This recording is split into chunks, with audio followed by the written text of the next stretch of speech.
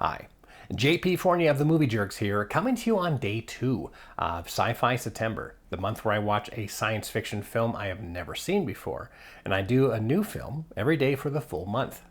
And what do we get for day 2? Well, we got Planet Earth yesterday, so today I'm watching Dark Asset,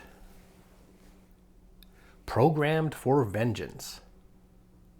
A charming guy attempts to pick up a woman at a bar by spinning a tale involving spies, implanted microchips, and the dangerous military scientist hunting him down. Oh, okay. So a science fiction pickup movie? I'll have to see. Day 2 of Sci-Fi September, I am watching Dark Asset. Dark Asset. This low-budget sci-fi actioner has a handful of competent character actors that are doing their best despite the limitations of the low budget and a lack of a capable script. The film begins with a demonstration of the film's sci-fi gimmick, a microchip that when inserted into people make them telepathic. The chip can also turn a person into a sleeper agent, being controlled by the program. Interesting. You can make him do things. We can plan ideas.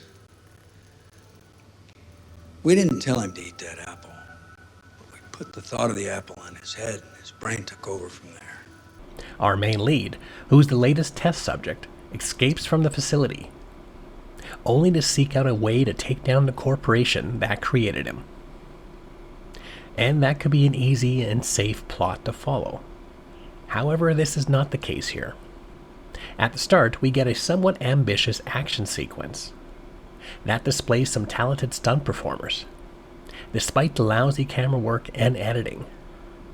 But not to worry, if you missed anything in that action sequence, it is repeated again in the middle of the film, and a third time later on.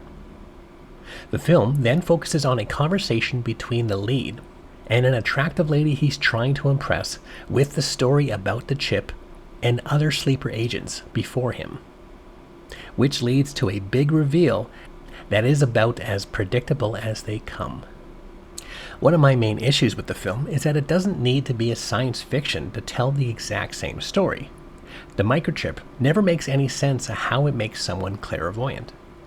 But that also doesn't matter, because that trait is never played out in the story after its disclosure. The film's main plot is about people that are turned into sleeper cell agents, which could have easily been done through hypnosis or mind-altering drugs, instead of a chip inserted into the head. And on top of that, the action pieces are not very exciting to watch, with a story that jumps back and forth between the previous sleeper agents. And their tales don't affect the main story, besides prolonging it. Admittingly, I love low-budget action films. But that being said, Dark Asset commits one of the biggest crimes in making a melodramatic action sci-fi film, being unmemorable and boring. Fine, I'll bite. What's your story, John? I'm part of a secret spy program that implants microchips in people's heads to make them super smart. Wow. And there you have it, day 2 of Sci-Fi September. This time I watched Dark Asset. What other science fiction films disappointed you? Let us know in the comments section.